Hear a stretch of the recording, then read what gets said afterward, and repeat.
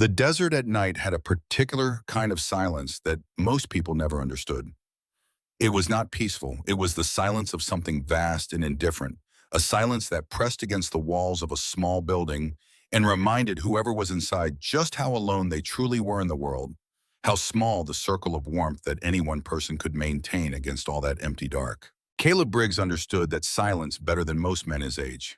He had been listening to it for 3 years now, every night, in this same shop, on this same milk crate, under these same fluorescent lights that buzzed and flickered with the persistence of something that refused to fully quit, even when everyone would have preferred that it did. The overhead fluorescent light in bay number 2 had been flickering since February. Not just a little, not the kind of occasional flutter that you stop noticing after a few days. A sustained, rhythmic, maddening stutter that threw the far corner of the shop into alternating light and shadow, turning ordinary tools and machinery into something that looked different at 2 in the morning than it did at noon, when there was enough sunlight coming through the bay doors to wash it out. He had replaced the ballast twice. The light had responded by continuing to do exactly what it wanted to do. He had not bothered fixing it a third time. There were other things to spend $12 in, and the list of other things had been growing for 3 years without any corresponding growth in the resources available to address it. The flickering light had become simply part of the texture of working late, another detail of the place as it currently was, rather than as it had once been. It was 11:40 on a Tuesday night in late October, and the Mojave Desert was doing something it did rarely and without warning, raining. Not the tentative, apologetic drizzle that passed through the basin on occasion and evaporated before it properly reached the asphalt, barely leaving a smell in the air, gone before you could decide whether to call it rain or something lesser. This was a genuine, committed downpour that had arrived from the northwest without much advance notice and had been hammering the corrugated tin roof of Briggs Auto and Cycle for the past 2 hours with the kind of intensity that belongs to a storm that has been building pressure for a long time and has finally decided to release all of it at once. The sound on the roof was constant and overwhelming, louder than it should have been, amplified by the metal filling the shop with a sustained percussion that made conversation difficult and solitude very loud. Caleb sat on an overturned milk crate beside his workbench. He was 52 years old, and his body registered all of it in the particular ways that 52 years of physical work register in a body. The hands, most of all, knuckles swollen from decades of torque and leverage, and the particular violence that mechanical work does to the joints of the hands over time, each joint a little thicker than the previous generation of itself. Calluses layered over calluses, each new one built on the foundation of what came before, so that the skin of his palms had taken on a quality somewhere between leather and stone, a texture that was no longer skin in any ordinary sense, but something more durable and less sensitive, the hands of a man who had spent 30 years in contact with metal. A burn scar on his right forearm from a motorcycle exhaust pipe circa 1997 that he could not precisely remember getting because it had been 30 years and because it had simply become part of the topography of his arm. He was wearing the same gray work shirt he had worn yesterday because he had forgotten about the laundry, and because in the circumstances it did not particularly matter. In front of him on the workbench that his grandfather had built in 1959 from a single piece of Douglas fir was a single piece of paper. Heavy cream cardstock, the kind of weight and quality that communicates seriousness before a word is read. Official letterhead, First National Trust, San Bernardino, Regional Office. The font was clean and precise and undecorated, the kind of typography that has no interest in softening what it is saying, that communicates through its own plainness, that what follows is fact and will remain fact regardless of how the recipient feels about receiving it. 90 days past due. Outstanding balance $142,617. Foreclosure proceedings will commence Thursday, October 24th. 2 days from tonight. Caleb had been looking at this piece of paper for a long time. He had looked at it this morning when it arrived, and he had looked at it through the afternoon, and he had looked at it during the 2 hours after his last customer left at 6 o'clock, and he was looking at it now at almost midnight, with the rain hammering the roof and the fluorescent flickering its slow rhythm in Bay 2. He knew the numbers on it by heart. He knew the date. He knew what Thursday meant in practical terms, what would happen, what sequence of events would be set in motion, what would be left when those events had completed themselves. He picked up his coffee mug, found it empty, and set it back down without getting up to refill it. The coffee pot was 12 feet away, across the shop floor beside the old mini refrigerator that had not worked properly since August. 12 feet was not a great distance. He did not move toward it. The shop had been in his family since 1957, 67 years. His grandfather, Emmett Briggs, had built it with his own hands on a half-acre lot on the eastern edge of Needles, California, in the year that Emmett turned 32, and decided that he had spent enough of his life working for other people and that it was time to work for himself.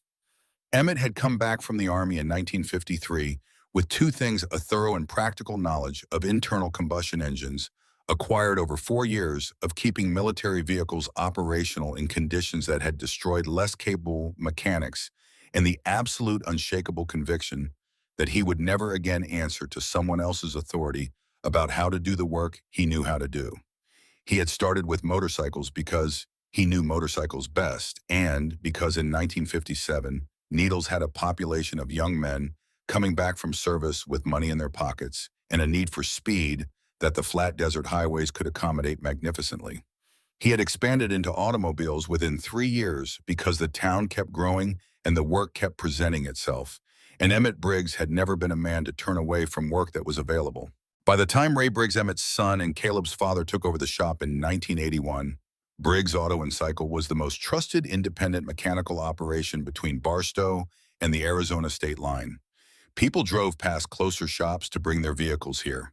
They did it because of Ray, the way they had done it, because of Emmett, and because trust of the kind that brings people past closer options is built slowly and genuinely and cannot be manufactured or replicated by a corporate entity with national pricing and a television in the waiting room.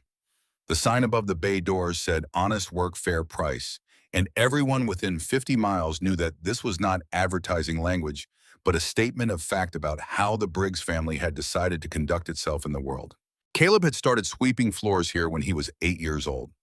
His grandfather had given him a broom that was too tall for him and had shown him how to hold it correctly, and had explained that a clean shop was not about appearances, but about respect for the work and for the people whose machines you were responsible for. Caleb remembered the smell of the place in those years, the particular irreproducible compound of motor oil and solvent and hot metal and transmission fluid, and the faint sweetness of fresh rubber that was unlike anything else he had ever encountered, the smell of skilled work being performed by people who understood what they were doing and took it seriously. He had asked his grandfather questions constantly, following from bay to bay, and Emmett had answered every question fully and without impatience, as though the questions of an 8-year-old deserved the same serious consideration as those of a professional asking for guidance on a difficult job, because Emmett believed they did. He looked at the walls now, the photographs that had accumulated over the decades tucked into the frames of clipboards pinned above the parts, shelf wedged into the narrow gap between the calendar and the window frame. Emmett in his Army uniform, 1953, young and straight-backed, with the expression of someone who has recently and directly learned what the world is capable of and has decided not to be defeated by the knowledge. His father, Ray, laughing in front of a 1969 Chevelle he had spent 6 months rebuilding in his spare time, the laugh wide and completely unguarded, in the way his father's laugh always was, the laugh of a man who found genuine and unperformative pleasure in the work itself, in the doing of a thing with his hands until it was right. And Dana. Dana was present in this shop in a dozen small ways if you knew where to look, and if you were the person who had put those small things in place over the 23 years that she had been part of this building's life. The ceramic coffee mug she had given him for his 48th birthday. She had found it at a flea market in 29 Palms on a Saturday morning when they had driven out for no particular reason, just to drive somewhere together, on a morning when neither of them had anywhere to be, and she had spotted it on a table and picked it up and laughed, and he had heard her laugh from 3 tables away and come to see what she was holding. World's Okayest Mechanic in blue letters that had chipped slightly over the years. She had bought it for $3 and brought it home wrapped in a paper bag like it was something precious, which it was. The wooden stool she had painted red one Saturday afternoon because she had decided the shop needed more color. He had said the shop needed more customers, which was true at the time, and had remained true since. She had painted the stool anyway, cheerfully and without argument, because she understood that sometimes the appropriate response to a practical objection is to do the beautiful thing regardless, because the beautiful thing also has its own practical value that is harder to put into a spreadsheet. The post-it note still stuck to the corner of the cash register in her handwriting, in blue pen slightly faded now from 3 years of the morning sun that came through the east-facing window at a particular angle between 7 and 9. Don't forget lunch. You always forget lunch. He had not taken it down. Dana Briggs had died on a Thursday morning in March 3 years ago from pancreatic cancer that had arrived without warning and moved through her with a speed that gave them almost no time to prepare emotionally or financially or in any other way. January diagnosis. March of the following year, the end. 14 months. He had been a mechanic and a husband and a caregiver and a person trying to understand what was happening simultaneously, and he had not done any of these things as well as he wanted to, because no one can do all of them well at the same time. And the weight of the combination is not something that any amount of determination can fully compensate for. The medical bills had been catastrophic, not dramatic. Catastrophic, not the kind of catastrophic that comes with a story. Administrative catastrophic, the kind that shows up in columns of numbers and spreadsheets and in letters from hospital billing departments, in collection agencies, in insurance companies, explaining in careful language why a particular charge was not covered by a particular policy for a particular technical reason. $231,000 after insurance covered what it covered.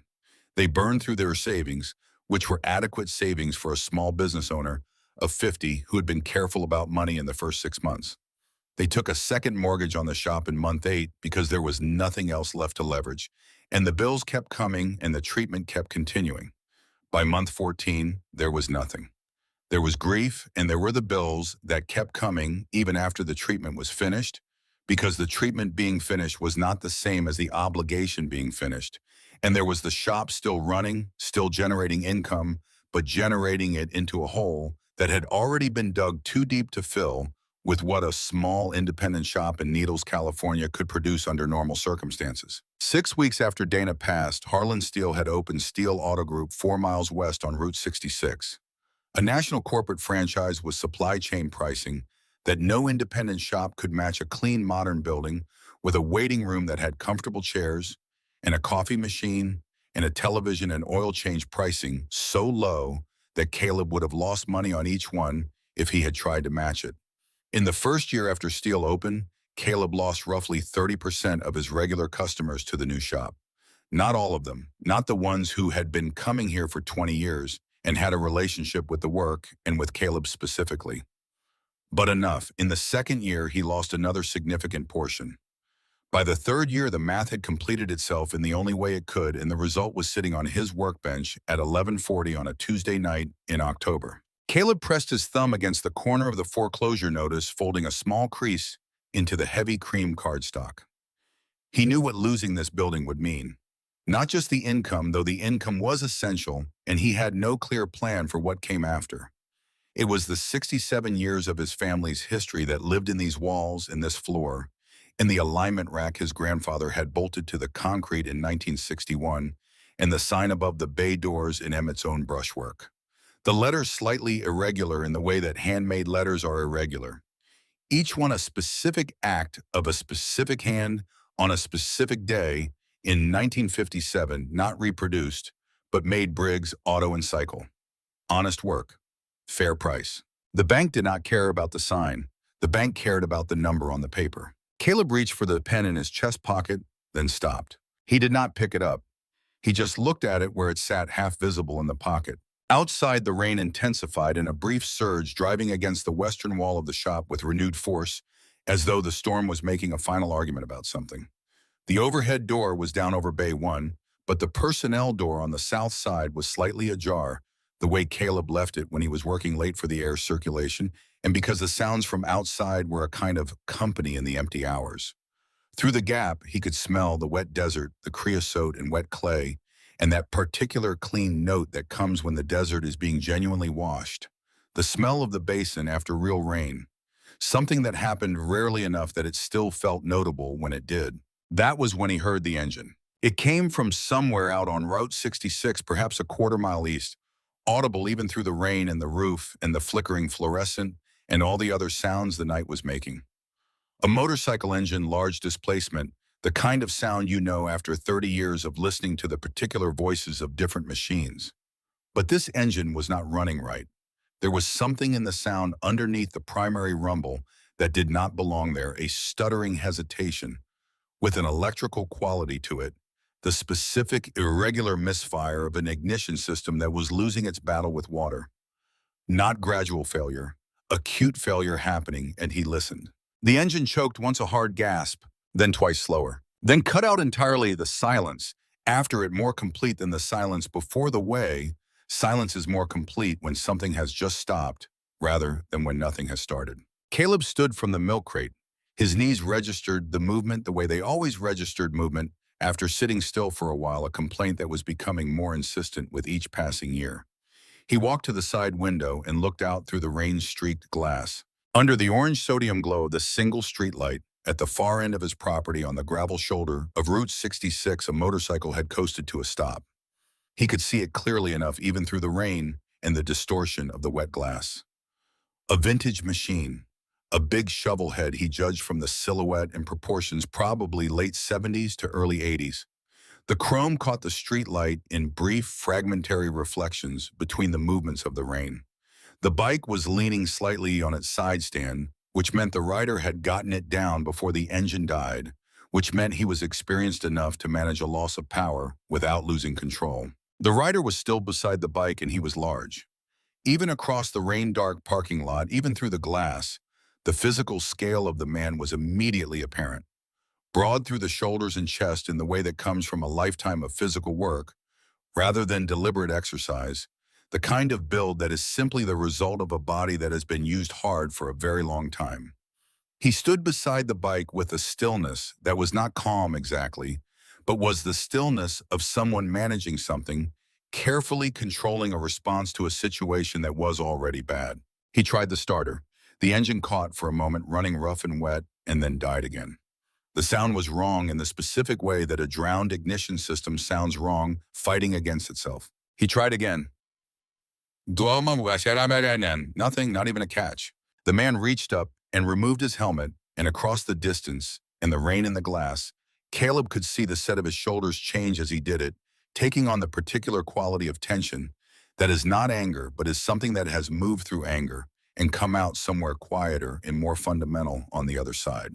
Every piece of common sense that 30 years in San Bernardino County had built into Caleb's decision-making told him to pull the shade on the window, turn off the bay lights, and let the man figure out his own situation. You did not get involved when club patches were present. This was not judgment, and it was not fear.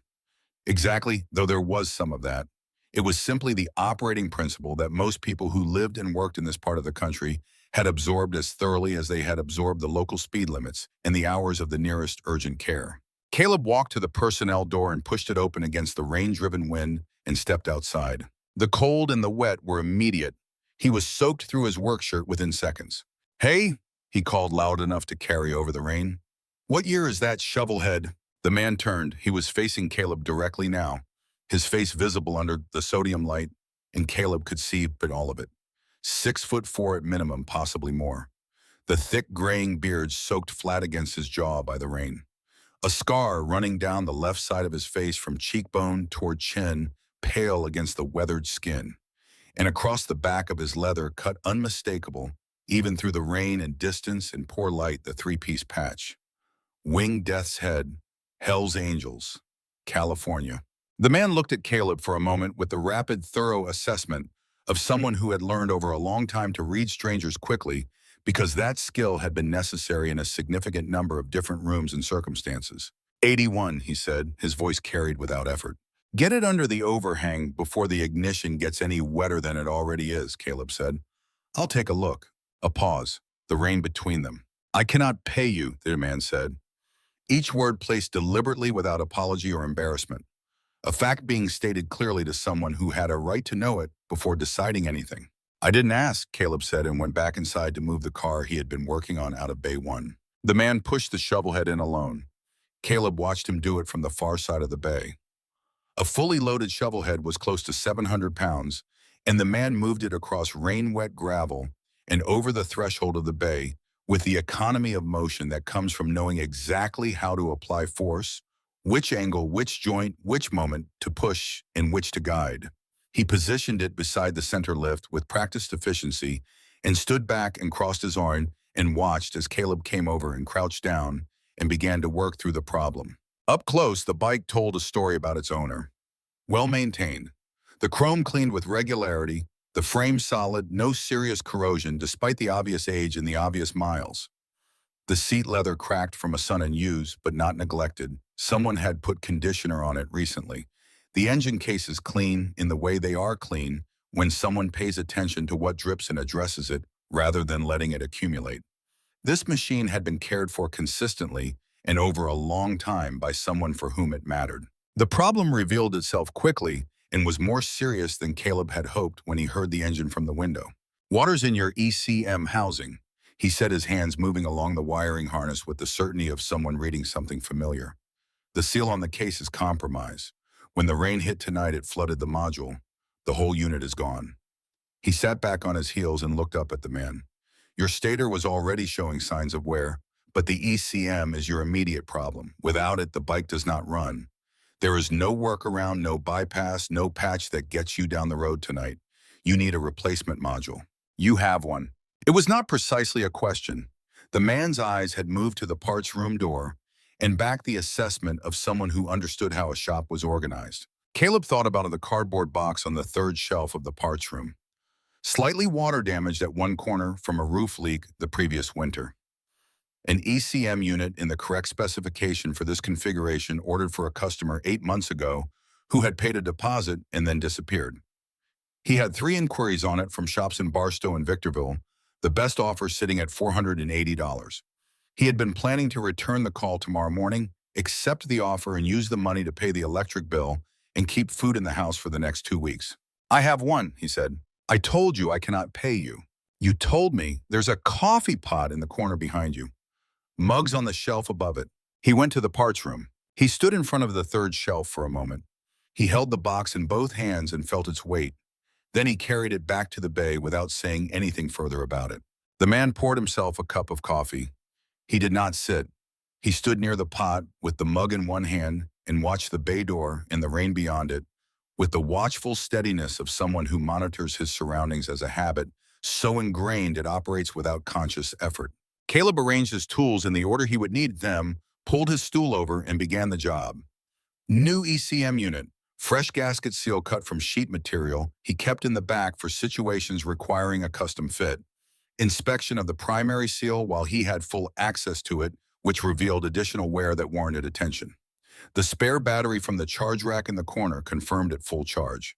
He worked steadily and without hurrying because the job required what it required, and rushing it would only create problems that would not reveal themselves until the man was back on the highway in the rain. At some point, Rex Donovan moved from standing by the coffee pot to sitting on the wooden stool in the corner, the one Dana had painted red.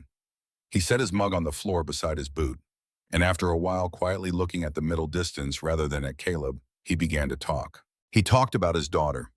Sadie was 22 years old, living in Las Vegas with a man Rex had views about but had chosen not to act on because Sadie was an adult making her own choices, and because she was happy, and Rex had decided some years ago that her happiness was more important than his opinions about the specific circumstances producing it. He talked about the phone call 2 months ago when Sadie had told him she was pregnant, 7 months along. By the time she called, the information delivered in the direct way Sadie delivered most information, stating the fact and letting him respond to it, rather than managing his response in advance. He talked about driving to Las Vegas the following weekend and sitting across from her at the table in her apartment, which was small and clean and had a plant on the windowsill that she had managed to keep alive for a year, which Rex knew because she had mentioned it in several phone conversations as a point of pride. He did not have words for what he felt sitting across from her. He said this. He just said he sat there and felt something he had no words for. Then he talked about the phone call that had arrived at 8 o'clock that evening. A truck driver on Interstate 40 at the end of a 14-hour shift, running tired in the way that produces the slight fatal inattention that causes accidents, had drifted across the center line and struck Sadie's car as she merged onto the highway. The car had gone into the concrete median barrier. Sadie had been conscious at the scene. A trauma assessment had determined that she needed to be airlifted to Desert Springs Hospital in Las Vegas. The paramedic who called Rex had spoken quickly and professionally, and through the uncertain cell connection, the specific words internal bleeding and emergency surgery had come through clearly enough. Rex had gotten on his bike immediately. His phone had died somewhere on the highway. His wallet was in a saddlebag that had apparently detached during the ride and was now sitting somewhere in the dark along the shoulder of Interstate 40. He had nothing on him.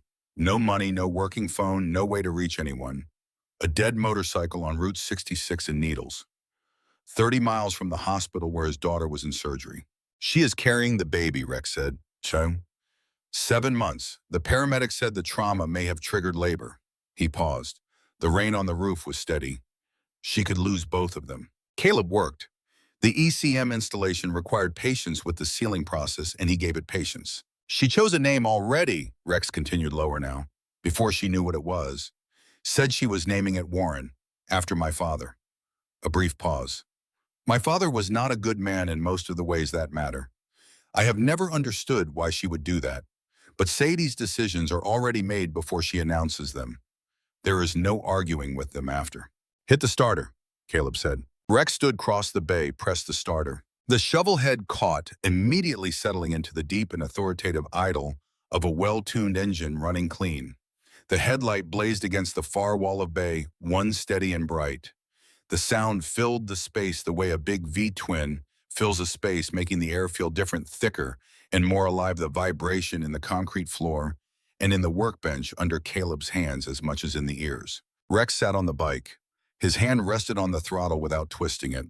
He closed his eyes and listened to the engine for a long moment. When he opened them, he looked at Caleb. His face was the face of a man who had learned over many years not to show what he was feeling, but it could not entirely accomplish this in the present moment. Something was present that the practiced control could not completely contain. What do I owe you, he said. Nothing. Rex started to speak. Caleb held up one hand. I know what you told me twice. Get on the highway. Rex held his gaze for a moment. The engine ran steadily between them. I don't forget a debt, Rex Donovan said. Not a thank you. A statement of a different order of fact delivered with the same flat directness as his earlier declaration about money carrying a completely different weight. It had the quality of something that had been true for a very long time and would remain true. Rex pulled on his helmet, kicked the shovel head into gear, and rode out of Bay 1 and into the rain. The red taillight was visible for a moment at the edge of the property, and then it was gone, absorbed into the dark and the storm. Caleb stood in the open bay door and looked at where it had been. He stood there for a minute after the sound of the engine had faded down the highway, the rain coming down on the overhang just over his head, the warm smell of the shop behind him, and the cold, wet smell of the desert in front. Then he went inside and sat down on the milk crate and looked at the foreclosure notice on the workbench. He reached for the pen. He sat there with it in his hand, not moving for a long time. Then he noticed something. Rex Donovan's leather vest was on the red stool in the corner. The man had come in wearing his club cut, and at some point during the 2.5 hours he had spent in the shop, he had taken it off, probably when the warmth of the heated bay made the extra layer unnecessary, and he had left it on the stool when he walked out. Caleb had not noticed it happening. He had been paying attention to the work. He walked over to pick it up. He would hang it on the hook by the door. Rex would be back for it, or he would send someone. As he lifted the vest by the collar, something moved in the inside breast pocket. A small weight shifting as the fabric moved, Caleb carefully reached into the pocket. He drew out a ring. Gold. Plain band, no stones, no decoration. The kind of simplicity that costs nothing and means everything. Worn smooth on the outer surface from long contact with skin, the metal gone warm and slightly amber.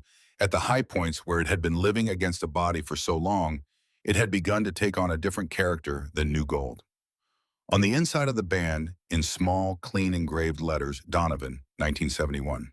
Caleb held it under the fluorescent light and looked at it carefully. 1971. Rex looked to be in his middle to late 50s. 1971 was a wedding ring. A parent's wedding ring dated from the year the marriage had begun. He set it on the workbench beside the foreclosure notice. Two objects very different in nature sitting side by side on the same surface. He looked at both of them for a moment. Then he put the ring in the front pocket of his work shirt carefully, as though it were fragile, though gold is not. He hung Rex's vest on the hook by the door. He turned off the bay lights. He sat back down on the milk crate. The rain outside was beginning to ease, spending the last of its intensity settling into the kind of steady but moderate fall that a storm produces after it has finished with its main argument.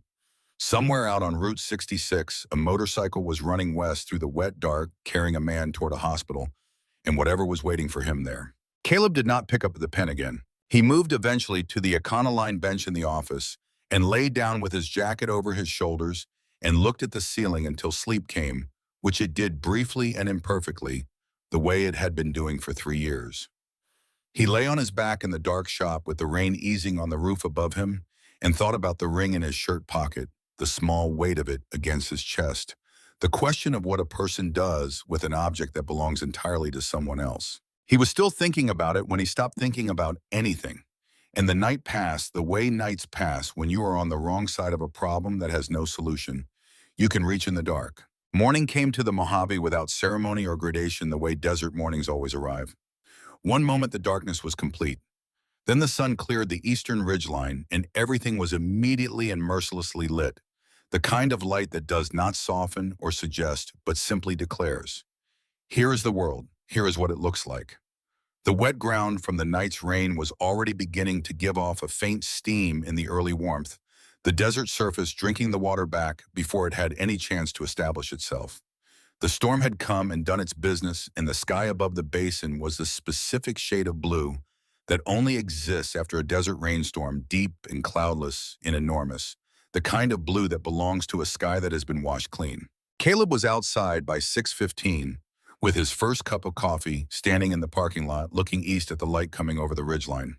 The ruts in the cracked asphalt held water from the night, small flat pools catching the morning sun and throwing small bright reflections up at nothing in particular. He stood there and let the morning be what it was for a few minutes before the rest of the day started. This was something he had learned in the past 3 years, the value of a few minutes in the early morning when he had not yet picked up the weight of whatever the day was going to bring. He stood in those few minutes now, drinking the coffee, watching the light move. He went inside and looked at the foreclosure notice on the workbench. The numbers had not changed overnight and were not going to change. He looked at the ring in his shirt pocket for a moment, where he had put it the night before. He would need to figure out how to return it to Rex Donovan. He set this aside for now. He sat down at the workbench with a fresh cup of coffee and looked at what the day required of him and found that the list was short and none of it could be accomplished by the time Thursday arrived. He could call the bank. He had called the bank twice already at 60 days and at 70 days and had spoken with Douglas Weaver both times, and the conversations had ended in the same place the balance was due. The extension period had expired. The proceedings would go forward as scheduled. He could call a lawyer. He had no money for a lawyer, and the conversation would be brief and end in the same place. He could sign Harlan Steele's contract when Steele arrived, which he understood Steele would, because Steele had spent 2 years positioning himself for this particular Tuesday morning and would not leave the approach incomplete. He did not pick up the pen. He was sitting in the office at 8:37 when the silver Mercedes pulled off Route 66 and into his lot. He knew the car, had seen it many times over the past 2 years pulling past his shop on its way to the newer building 4 miles down the road. A current model, the kind of expensive that worked hard not to announce itself, which was its own specific kind of announcement about the person who drove it. It came off the highway and into his lot at the unhurried pace of someone who had already decided how this was going to go and wanted the pace of their arrival to communicate that certainty. Harlan Steele stepped out, 61 years old and attending to every visible aspect of 61, with the deliberateness of a man who understood that appearance was a form of communication and intended to communicate what he intended. Trim, gray hair that looked like a choice rather than a development, a suit that cost significantly more than Caleb's monthly operating overhead. He moved with the particular unhurried confidence of a man who had not experienced genuine uncertainty about an outcome in a very long time.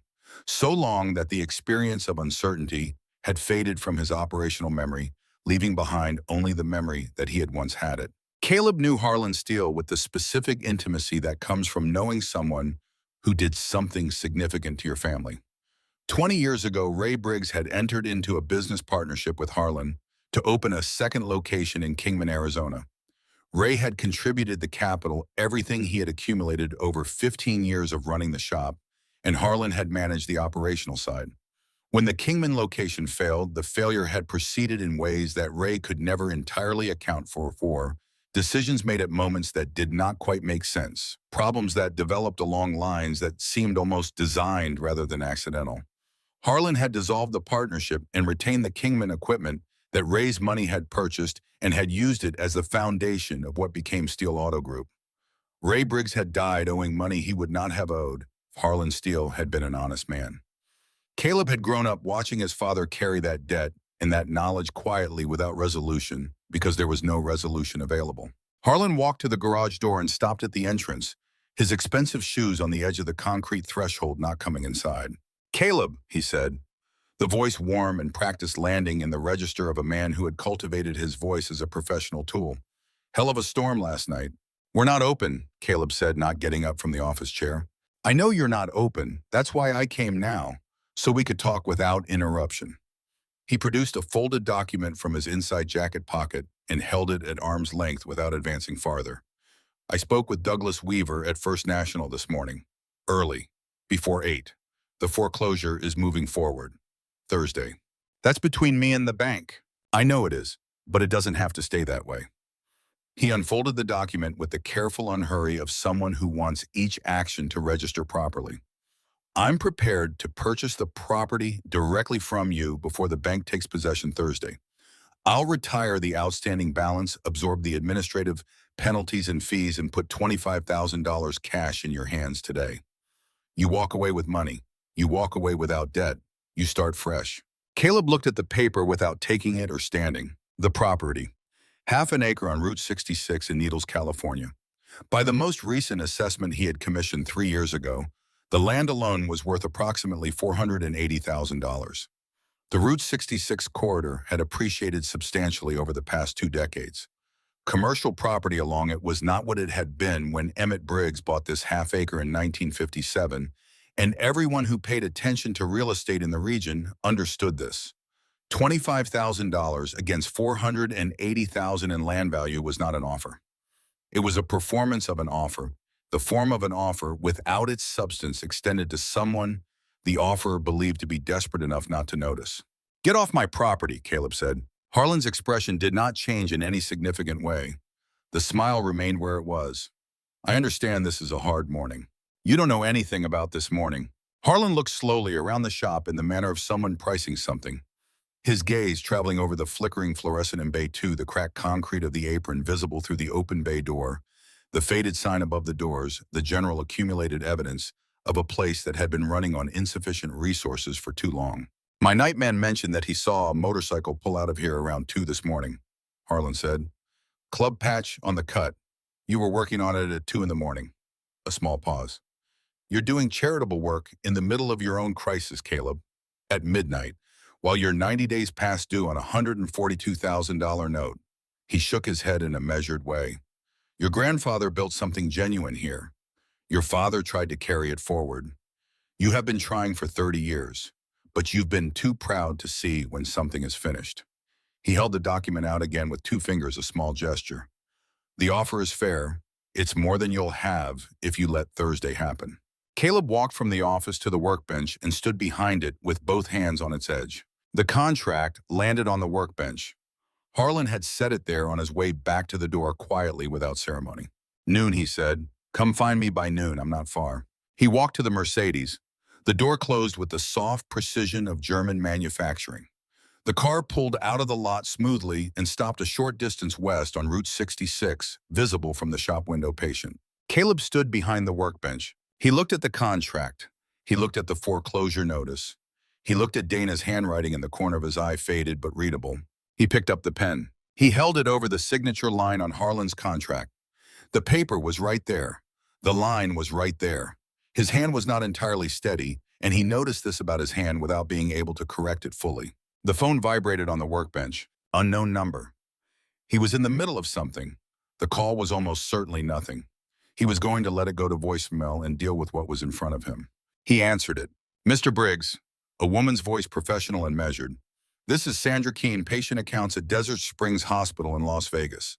I'm calling regarding a life insurance disbursement filed under a policy associated with Dana Briggs. Policy number. She read a number carefully, submitted approximately 26 months ago for coordination with First National Trust.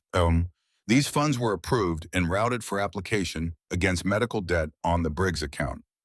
I've been attempting to reach you. Do you have a moment? Caleb set the pen down on the workbench. I have a moment, he said. Sandra Keene was thorough and careful. She had documents in front of her, and she referred to them as she spoke, reading certain figures and dates precisely. The policy had included a terminal illness rider providing a $38,000 disbursement. The claim had been filed correctly. The payout had been approved without issue or delay. The funds had been routed to First National Trust with instructions to apply them against the outstanding medical-related debt on the Briggs account. This routing had occurred 24 months ago. The funds had never been applied to the account. They were sitting in a suspense account, Sandra Keene explained carefully, under a financial review hold that had been placed on the account 24 months ago. The hold had been placed by the regional loan officer assigned to the Briggs account at First National Trust. She read the name of that officer, Douglas Weaver. Caleb became very still. The morning sun was coming through the east window and falling across the workbench and the foreclosure notice and Harlan's contract and the pen he had set down, and the light was very clear and very simple and had no opinion about any of these things. Mr. Briggs, I'm here, he said. These funds are legally yours, Sandra Keene said. We've been attempting to deliver notification, but correspondence has been going to the shop address and appears not to have reached you. If you contact First National Trust directly and request a formal accounting of the hold and its authorization, you have clear legal standing to demand immediate release. The letters didn't reach me, Caleb said. The words came out flat and certain, with the flatness of a person arriving at the explanation for something that did not previously make sense. I'm sorry I can't speak to that specifically, Sandra Keene said. What I can tell you is that the funds are there and the legal standing to claim them is clear. Thank you, Caleb said. I'll do that. He ended the call. He stood behind the workbench and looked at the foreclosure notice and let what he now understood settle into its proper arrangement. $38,000 in a suspense account at First National Trust, held there for 24 months under a financial review, hold placed by Douglas Weaver, the regional loan officer for the Briggs account, the man who this very morning had confirmed to Harlan Steele that the foreclosure was proceeding. Held while Caleb fell further and further behind on his mortgage, while the gap between what he owed and what he could pay grew past the point where any ordinary solution could close it.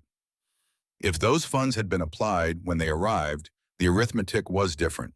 Not comfortable, but different. Survivable. He would have had time to find another way through.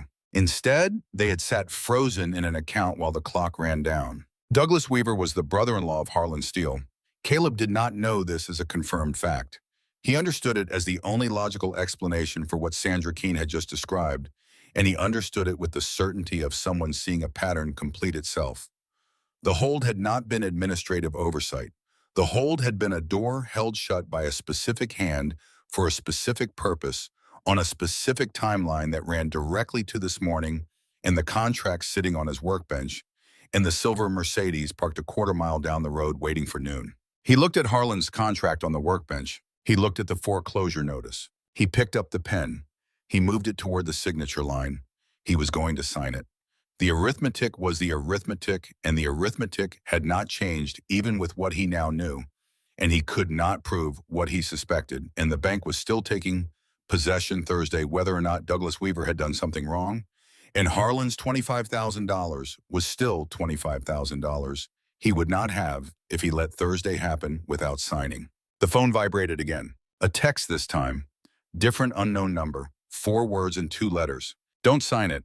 RD. Caleb set the pen down. He set it down carefully as though placing something he did not want to drop, and walked out of the shop and stood in front of Briggs Auto and Cycle in the October morning sun. He stood there and looked at the sign above the bay doors in his grandfather's brushwork.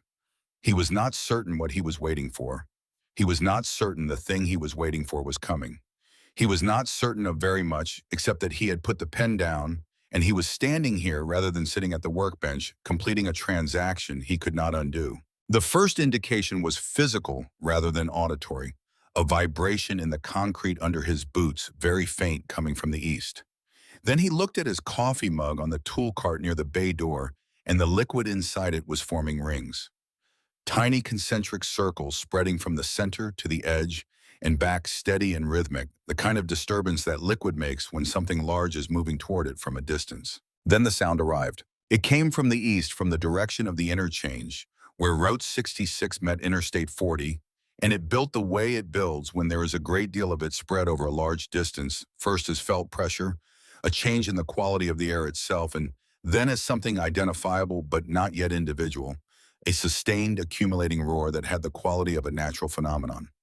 Like thunder without storm, like the sound of the desert itself deciding to say something at full volume. The traffic on Route 66 had stopped.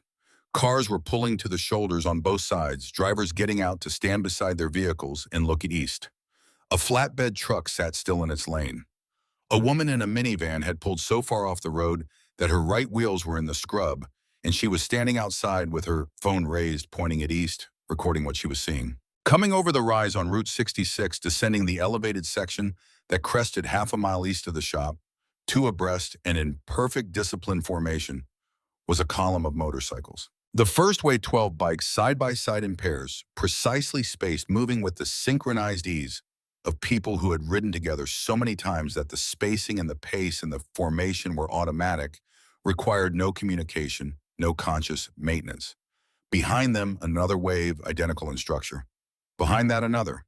They were coming out of the morning sun, so they came with the light around and behind them, and the chrome was catching the sun in bright fragmentary flashes that moved and shifted as the machines moved, and the sound of them was rolling ahead of them down Route 66 like a physical force arriving at the shop before the machines did, filling the basin. Caleb stood very still and watched them come. He was not, under ordinary circumstances, a man who was easily unsettled.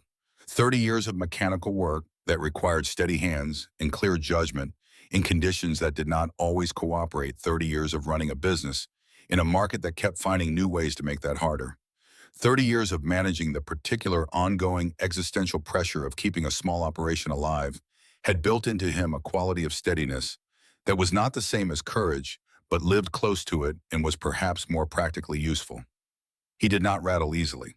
But something was happening in his chest as the column descended Route 66 and reached the eastern boundary of his property that he could not entirely account for with his usual terms. Leading the formation dead center of the front row was the 1981 Shovelhead. Rex Donovan raised his left fist and the column began its organized deceleration.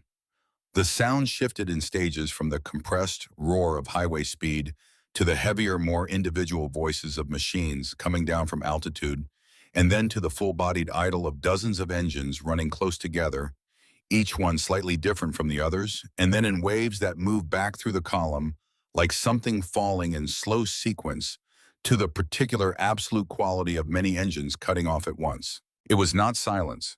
It was the absence of something that had been enormous, which left behind something heavier and more weighted than ordinary quiet. 67 motorcycles. They filled the property completely and overflowed into both shoulders of Route 66 for a considerable distance in each direction. The parking lot, the concrete apron, the gravel along the west side of the building, the grass strip behind the far bay, all of it covered. Every machine different, every rider different, is IUs in size and the particular variations that decades of choosing this life produce in a person's face, and bearing the weathering and the history written into how a person holds themselves when they step off a bike and stand in a parking lot. But there was a quality of coherence in the assembled group that had nothing to do with uniformity. It was the coherence of people who had decided to be somewhere together for a reason they all understood without needing it stated. Rex Donovan stepped off the Shovelhead and walked across the lot toward Caleb. The riders nearest him gave him room in the practiced way that a group gives room to someone it recognizes as carrying authority. He stopped 8 feet from Caleb and stood there in the October morning sun without speaking for a moment. He looked different in full daylight than he had looked in the fluorescent bay at 2 in the morning. The lines in his face were more visible, the gray in his beard more pronounced. He looked like a man who had driven through the night without sleep and was running on the specific reserves that bodies maintain for circumstances that cannot be managed any other way. But his eyes were clear and steady. "She's okay," Rex said. "Sadie." Caleb let out a breath he had not known he was holding. The baby, he said. Warren. Rex said the name carefully, testing the weight of it. Born at 4:12 this morning. 3 pounds, 11 ounces. He's in the NICU. The doctors say his chances are very good. A pause. Sadie is in recovery. She will be fine. Caleb felt something loosen in his chest. I'm glad, he said. Simple and direct and entirely true. Rex nodded once. Behind him, 67 riders watched the exchange with the quality of attention that belongs to people who understand the shape of what they are witnessing. I made some calls from the hospital, Rex said. While Sadie was in surgery, I had time. He looked around the property, taking it in steadily. I know about the bank notice. I saw it on your workbench last night. He held up one hand before Caleb could speak. I also know about Douglas Weaver. Caleb went still. One of our members worked financial crimes investigations for the federal government for 20 years before he retired, Rex said. He spent last night looking at your account situation and the hold that was placed on the insurance disbursement. He found the connection to Steele. The hold was placed 2 days after Harlan Steele made a verbal offer on this property. The record shows Weaver's office was informed of that offer before the hold was authorized. He met Caleb's eyes directly. It is documented. The timeline is not a coincidence. How did your man get access to— Don't ask me that, Rex said. The words were not hostile. They were simply the clear indication of a door that was not going to open. Caleb looked at him. You came all the way back here, with 67 riders. Rex's expression did not shift from its steady directness. I called chapters in California and Nevada from the hospital last night. I told them that a mechanic in Needles had given me a part worth close to $500 and 4 hours of skilled labor in the middle of the night and would not accept any payment so that I could get to my daughter before she went into surgery. I told them that this same mechanic was about to lose the shop his grandfather built because someone had deliberately held up an insurance payment he was legally owed while manufacturing the default that was going to take the property away from him. He looked at Caleb steadily. People move quickly when the story is that clear and that simple. From behind Rex, a tall man stepped forward. He was perhaps 60 with a braided gray beard and the physical bearing of someone who had spent decades in difficult rooms and understood that presence was a form of argument. The patch on his chest identified him as president of the Nevada chapter. He carried a leather satchel and moved with deliberate economy. Garrett Hollis, he said, and offered his hand. His grip was brief and firm. Legal and financial matters for the organization. I'd like to go through your options before noon. Harlan Steele is parked a quarter mile down the road, Caleb said. I know exactly where Harlan Steele is parked, Garrett said. And I've reviewed the contract he delivered to you this morning. I want to draw your attention specifically to Section 7, Paragraph 3. He opened the satchel and produced a folder, set it on the hood of Caleb's old truck, opened it to a specific page. There is a clause in the standard boilerplate that grants Steele Auto Group an exclusive right of first refusal on any future sale of this property for a period of 25 years. If you sign that contract today, you would not simply be selling this property to Harlan Steele. You would be giving him the ability to control who you can ever sell it to for the next quarter century, regardless of whether he still owns the adjacent property, regardless of any other circumstances. Caleb looked at the clause on the page. He has deployed this same structure on at least 2 other properties in this region, Garrett continued. It is not a coincidence of boilerplate. It is a deliberate feature. He was not trying to buy this property. He was trying to own it permanently and at below market value. Caleb stood with this for a moment. He thought about his father. 20 years of carrying something without resolution. What are my options, he said. Garrett turned a page in the folder. 3. First, you sign Steele's contract. I do not recommend it for the reasons I just described. Second, you invoke the Weaver fraud directly with the bank request, a formal hold on the foreclosure pending investigation. This buys time but is adversarial and the outcome is not certain. Third, the outstanding mortgage balance is paid in full before Thursday's deadline. This nullifies the foreclosure entirely and makes Steele's contract irrelevant. I don't have that money, Caleb said. No, Garrett agreed. He reached into the folder and produced a cashier's check. He held it up so that Caleb could read the figure clearly. $142,617. The organization maintains a mutual aid fund, Garrett said. This is a structured loan, no interest, repaid over 5 years through a service retainer arrangement. Your shop becomes the primary mechanical service provider for the California and Nevada chapters within a 200-mile radius. Regular oil service brake work, tire maintenance, general repairs. Based on our current membership count and vehicle inventory in this region, we estimate that arrangement produces between $3,000 and $4,000 per month in reliable, consistent income for your shop. He set the check down on top of the folder. We have a very large number of machines that need regular professional attention from someone who knows what they are doing. You would have more work than your current capacity allows. You would need to consider bringing on help. Caleb looked at the check. He looked at Rex Donovan, who had stepped back to give Garrett space and was watching from a few feet away. Why? Caleb said. Rex stepped forward.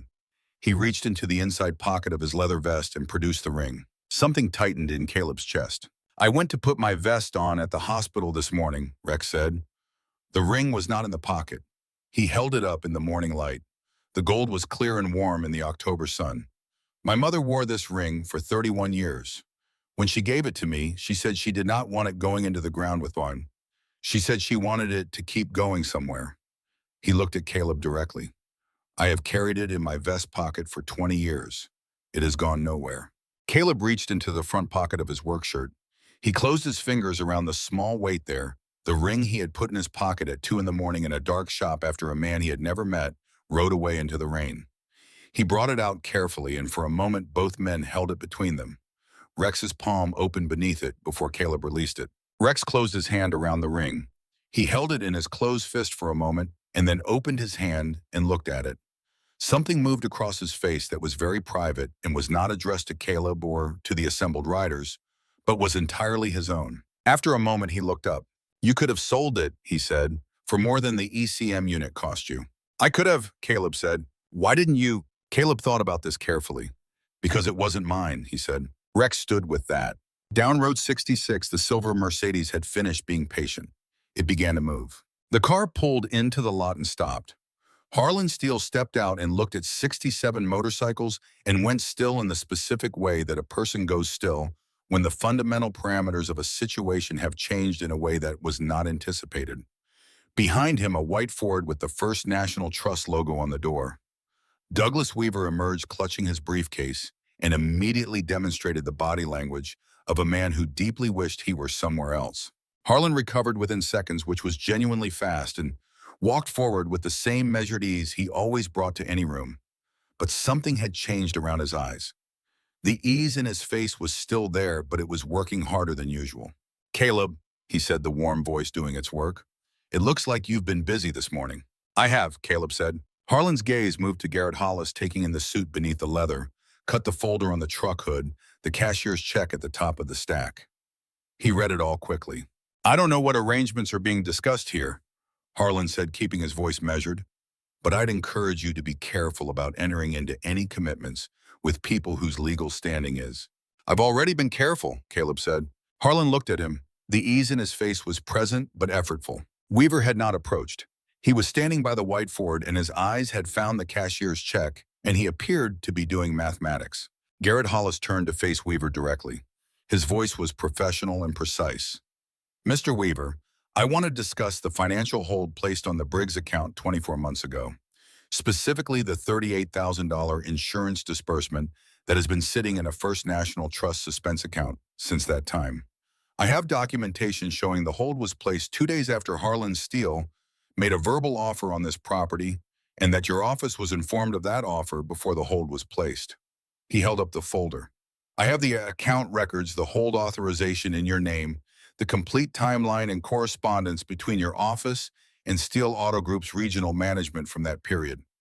I am prepared to refer this documentation to the California Department of Financial Protection and Innovations Enforcement Division this afternoon. Weaver's face changed in color and expression simultaneously. Douglas, Harlan said.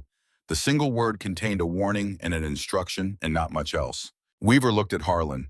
He looked at the folder. He looked at Caleb. He looked at the riders surrounding the property in every direction. 67 people standing in the October sun with the particular quality of stillness that comes from having already decided what they were here for and having no particular impatience about how long it took to finish. The hold was placed under standard administrative review procedures. Weaver said. His voice was not entirely steady. The hold was placed by you personally outside standard protocol on an account in which you had an undisclosed conflict of interest, Garrett said. The authorization is in your name. The conflict of interest is documented. The timeline establishes the connection. This is not ambiguous, Mr. Weaver, and I am not presenting it to you as though it were negotiable. Weaver's mouth closed. Harlan turned to Caleb. The ease was mostly gone from his expression now. What was underneath it was something more reduced and fundamental. The look of a man who has been working a plan for a long time and is watching it come apart along the lines of its own construction.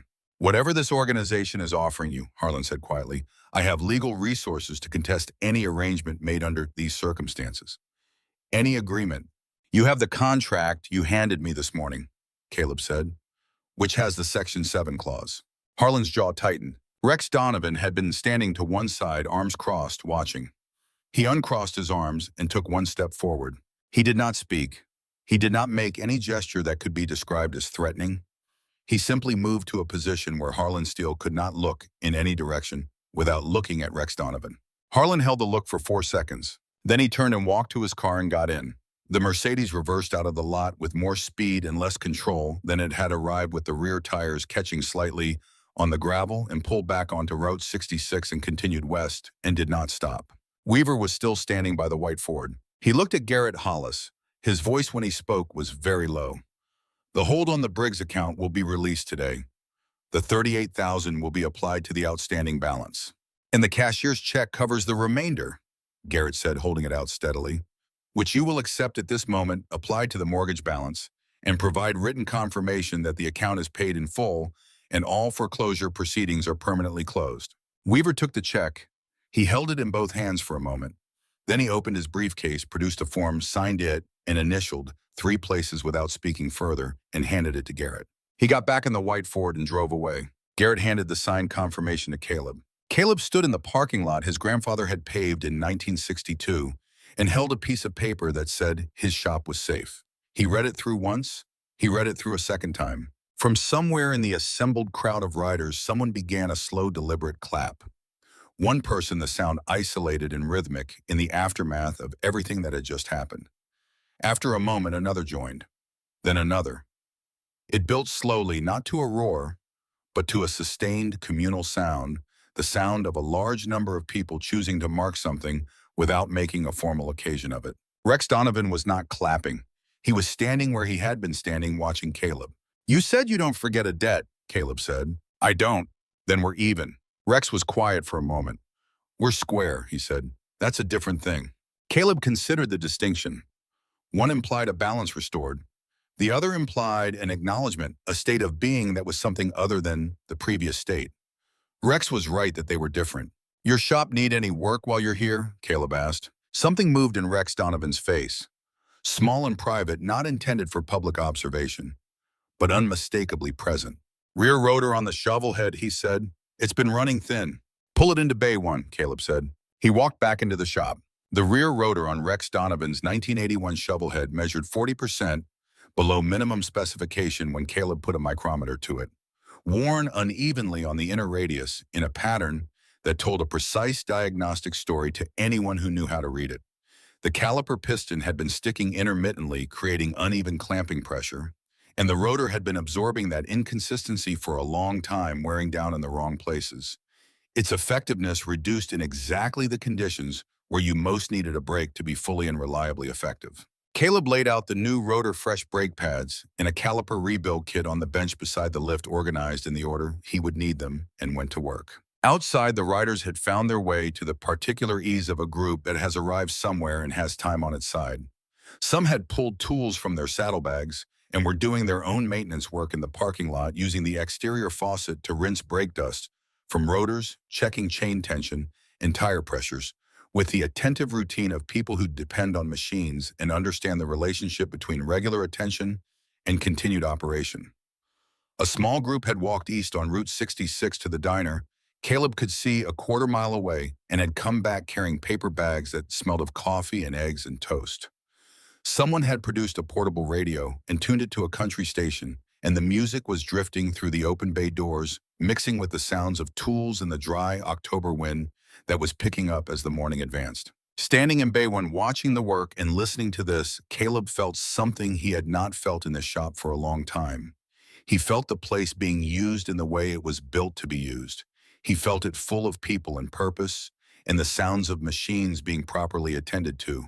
He felt what it had been before everything changed, and the feeling was complicated by the knowledge of what it had cost to get back here, and he did not try to simplify the complication.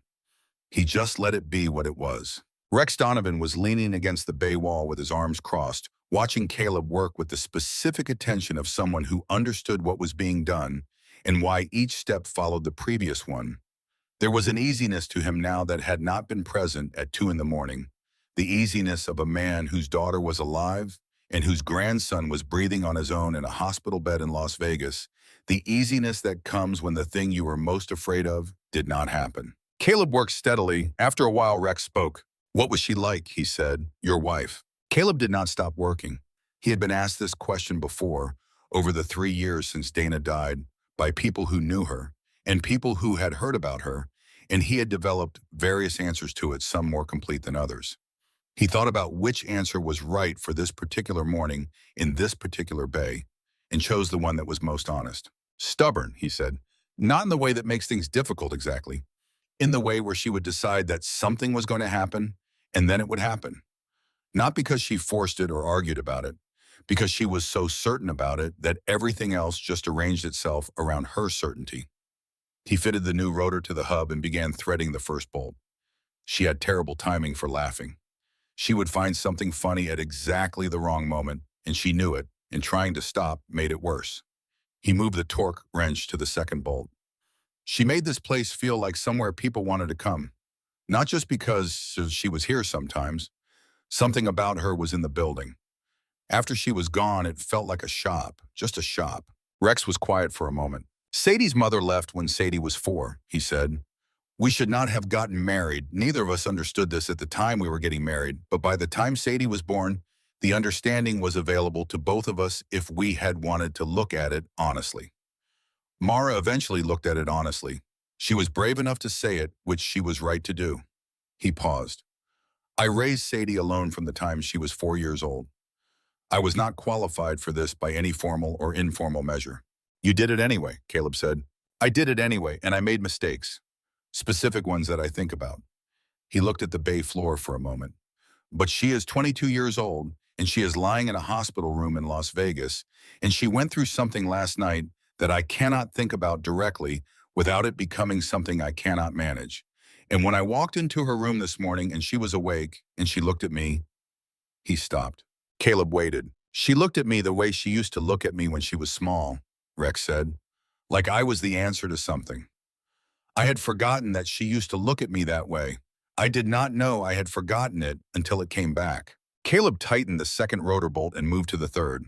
"You rode through a desert rainstorm in the dark on a machine with a dead ignition," he said, "with no money and no phone and no way to reach anyone 30 miles from a hospital because your daughter was there.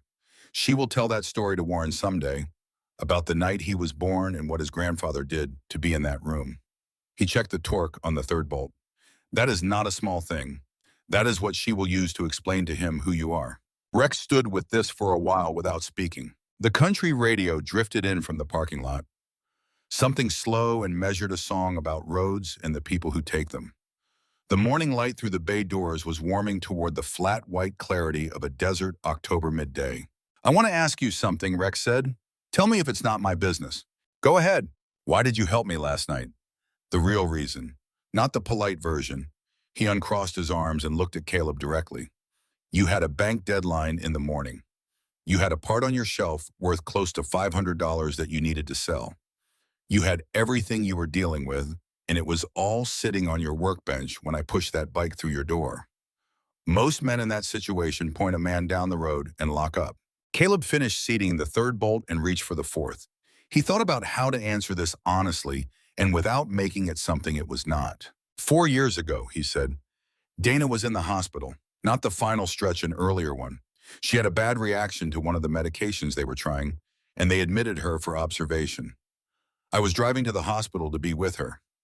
He tightened the fourth bolt. I ran out of gas. I had been going constantly for days, and I had not been paying attention to the gauge. He straightened up. I had $12 on me. Gas was over $4 a gallon. I pulled into a station, and I was standing there doing the arithmetic of whether I had enough to reach the hospital, and whether the arithmetic even mattered, and a man I had never met walked over and said he would fill the tank. He wiped his hands on the shop rag. He said, "Get to where you're going." That was all. He folded the rag and set it on the bench. I have never seen that man again. I do not know who he was, but I have thought about him probably 100 times since then, about what it meant that he simply looked at the situation and decided to help, without calculating what it would cost him, without considering what he would get back. He looked at me and he decided. He picked up the caliper assembly. I knew what your face looked like out there in the rain. I recognized that face from the inside, so I helped. Rex stood very still for a moment, then hit the starter. Caleb crouched beside the rear wheel. Rex started the engine. Caleb placed his palm against the wheel and felt the rotor as Rex applied the rear brake, reading the drag with 30 years of accumulated understanding in his hands. Even contact around the full circumference of the rotor. Clean engagement from first application to full pressure. No sticking, no variation, no roughness. "Good," Caleb said. "Release it." He stood up. Rex held the idle for another few seconds listening to the engine, then shut it down.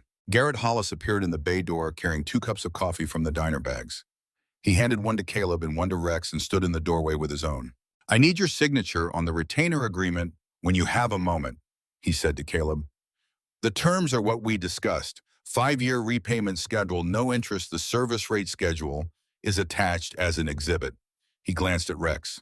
"Also, the documentation on Weaver went to the DFPI Enforcement Division about an hour ago.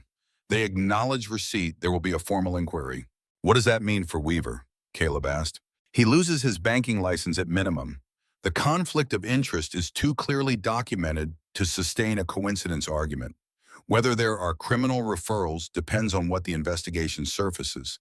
The structure of the hold suggests intent rather than administrative error, but that determination requires process." Garrett drank some coffee. As for Steele, he did not commit the fraud himself. He benefited from it, which is legally and morally distinct and practically harder to address under the relevant statutes. But he has lost his property. He has lost the clause in the contract he served on you this morning because you did not sign it. And his brother-in-law is about to have a publicly documented problem of a significant kind. These things tend to affect the people adjacent to them. "Good," Caleb said. He took the retainer agreement into the office and sat at the old wooden table and read through the document carefully and completely before picking up his pen, because that was how you signed things, and signed it at the designated lines. He set the pen down and sat in the small office for a moment, looking at nothing in particular.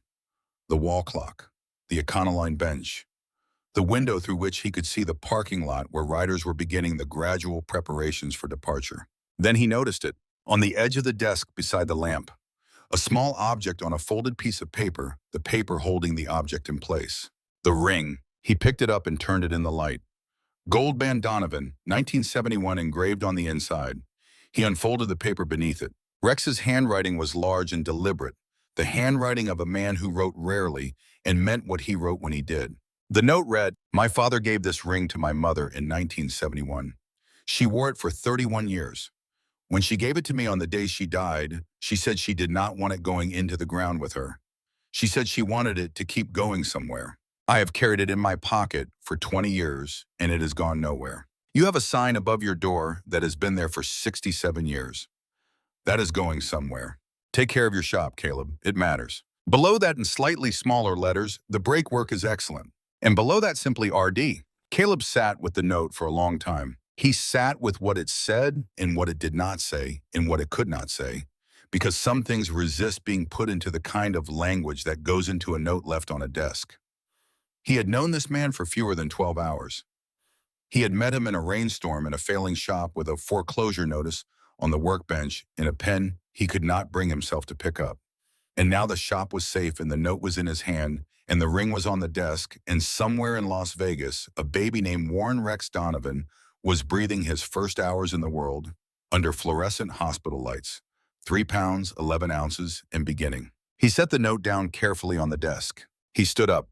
He walked through the office and through Bay 2 with its dead fluorescent and through Bay 1 where the shovel head still stood and out through the front of the shop into the October afternoon sun. He stood in front of Briggs Auto and Cycle. He looked up at the sign in his grandfather's brushwork, 67 years old.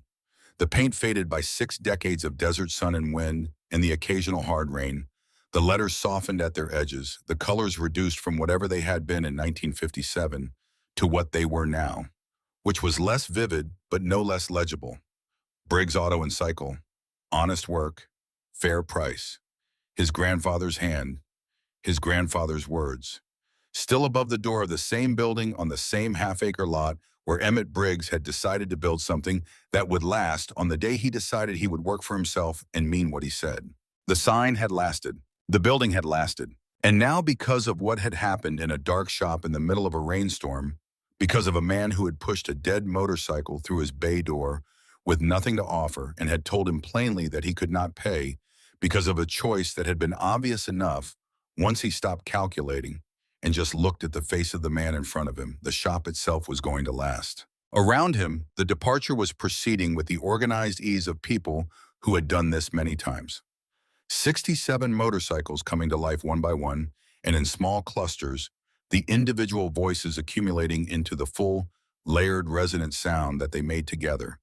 Each engine slightly different from the others, the whole of it something larger than any single one. Helmets coming on, saddlebags latched, riders swinging onto their machines with the particular practiced ease that comes from a lifetime of doing exactly that. Rex Donovan came out of Bay 1 walking the shovelhead. He stopped beside Caleb and stood there for a moment looking up at the sign above the door. "Your grandfather paint that himself," Rex said. "He did. Good letters." Rex read them. His voice was neutral, neither commenting nor questioning. Honest work. Fair price. A pause. Simple. He believed complicated things were usually people trying to hide something from themselves or from someone else, Caleb said. Rex considered this. He made a brief sound that acknowledged it without requiring elaboration. The kind of sound that means, yes, I understand that I have observed the same. He positioned the shovel head, swung his leg over with the ease of countless repetitions, settled into the seat, put on his helmet, started the engine. The sound rose to its authoritative idle, clean and steady. He applied the rear brake and felt it engage and released it and felt it release cleanly. He applied it again. The same result. He looked at Caleb.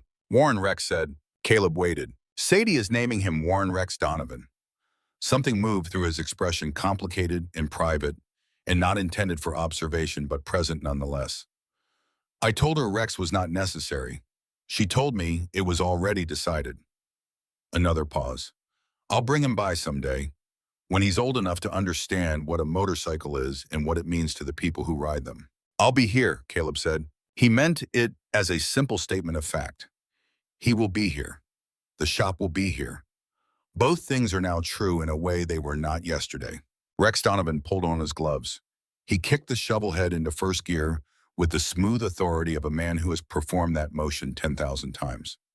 He rolled out of the driveway and onto Route 66 and began to build speed, the engine finding its highway voice deep and clean and carrying moving west through the October desert morning. One by one, then in pairs and clusters, the other riders followed. 67 motorcycles pulling onto Route 66 in the practice sequence of a group that has learned to move together without discussion or direction, the spacing and the order and the pace, self-organizing from habit and mutual understanding.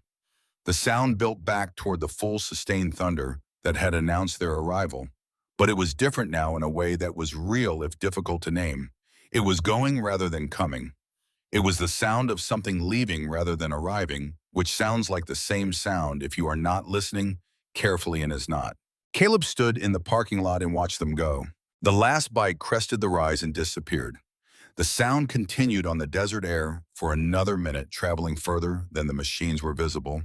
And then it too diminished and was gone, leaving behind the ordinary sounds of a Tuesday morning in Needles, California. Route 66 traffic moving in both directions. The dry October wind picking up from the west.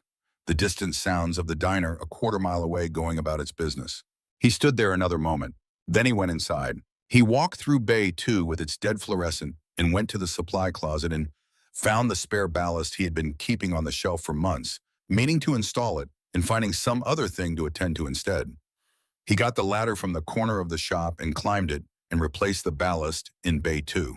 The fluorescent came on steady and bright, flooding the far corner of the shop with clean, even light. No stutter, no shadow. Just the bay lit the way it was meant to be lit every corner.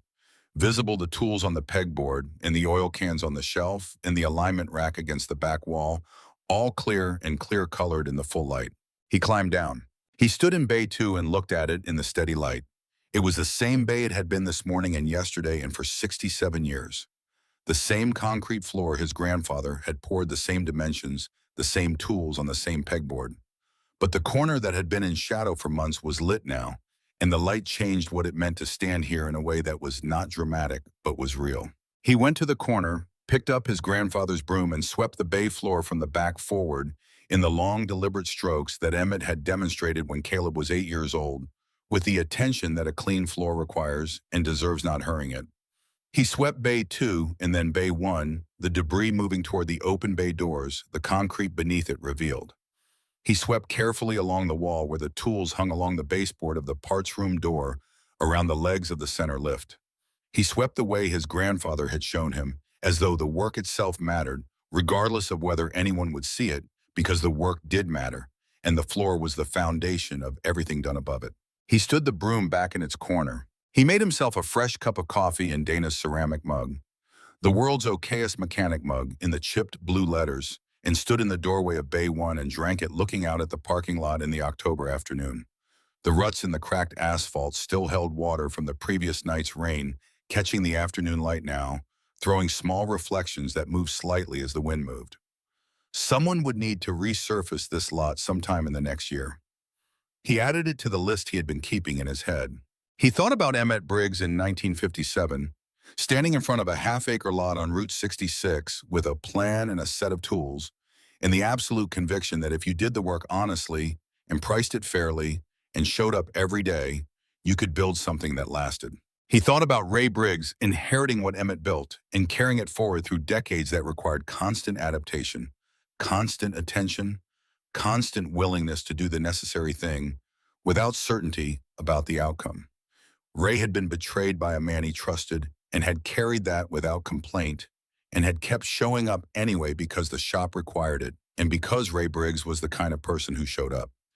Caleb thought about that with something that was grief and something that was also pride, a complicated private mixture that he had felt before in relation to his father and that he felt now more clearly than usual.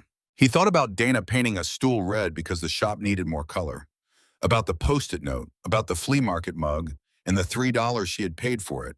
He thought about 14 months of watching her fight something that could not be beaten, and the way she had done it without self-pity and without demanding that he join her in despair because despair was not interesting to her, and she did not have patience for it. She had been the most practically optimistic person he had ever known. Optimistic not in the sense of believing things would necessarily be fine, but in the sense of behaving as though they could be, which in her hands amounted to the same thing. He thought about Warren Rex Donovan, 3 pounds 11 ounces in a Las Vegas NICU beginning. He finished the coffee. He set the mug back on the shelf beside the pot. He went to the workbench and found the yellow legal pad he had been using for the parts list and looked at what he had written through the morning. The list was substantial, and it was not complete. He picked up the pen. Oil filters in the correct types and quantities for the range of machines the retainer arrangement would bring. He knew the configurations he would see most often: early shovelheads and evolutions, primarily some twin cams from the newer chapters, a few Sportsters, and the occasional custom build that could be anything. He wrote out the filter cross-references from memory and noted the quantities he would need to maintain a 60-day buffer. This was not how he had been buying parts for 3 years. He had been buying parts one job at a time, absorbing the premium of small orders because the cash flow did not permit carrying inventory. This was going to change. Brake components, or a broader range of pad compounds and rotor sizes than he currently stocked. The retainer arrangement would bring bikes in various states of maintenance and neglect, and he needed inventory depth to handle what walked through the door without waiting on orders. He wrote rotor sizes, pad compounds, caliper rebuild kits for the common configurations, brake line fittings, master cylinder rebuild sets. He estimated quantities and wrote them next to each line item. Chain maintenance supplies primary chain components, drive chain and sprocket inventory, electrical supplies, especially the ECM units for the common configurations. Because what had happened last night was a reminder that a machine with a compromised ECM seal could come through his bay door at any time, and he needed to be able to address it without burning through a part he needed for something else. He was going to need more shelf space in the parts room. He had been thinking about the rear wall for years, meaning to add a second set of shelves and never finding the moment, because the moment required money, and the money was always needed somewhere more urgent. He wrote second shelf unit rear wall parts room. He underlined it. The moment was now available. He was also going to need a second person. This was something he had known for years in the abstract way, you know, things that are not yet possible, and it had become concrete this morning in a way that required a decision rather than a deferral. The retainer volume alone would push his capacity to its limit within the first month. Add normal customer work on top of it, and he was looking at a schedule that could not be managed by one person without something suffering. And what suffered when one person tried to do too much was the quality of the work, and the quality of the work was the one thing he was not willing to let suffer. He wrote Danny Marsh and underlined it. Danny had good hands and good instincts, and the most important quality a mechanic can have, he listened to what the machine was telling him rather than imposing a diagnosis on it and forcing the evidence to fit. Caleb had tried to keep him on 3 years ago and had not been able to. The fleet maintenance company in Barstow paid a reliable salary with benefits, and Caleb could not compete with that. But the situation had changed, and a reliable income stream changed what he could offer, and Danny Marsh was the right person for what this shop was becoming. He kept writing. The afternoon advanced around him, the way desert afternoons advance the light moving through its arc from the sharp, flat clarity of midday toward the longer, warmer angles that came in the later hours, the shadows of the bay doors beginning to extend across the concrete floor. He was aware of the time passing, the way you are aware of time when you are doing work that absorbs you completely as a quality of the light and not as a number on a clock. He thought about the retainer agreement and what it meant in practical terms beyond the immediate financial relief. It meant a steady, predictable workflow. It meant machines that needed real mechanical attention, not just oil changes. It meant the kind of work that required what he was actually trained to do, the diagnostic work that a corporate shop with a checklist or could not replicate the patient listening that 30 years of attending to engines had made into something close to instinct. It meant that the skills he had spent his working life developing were not going to go unused or underused.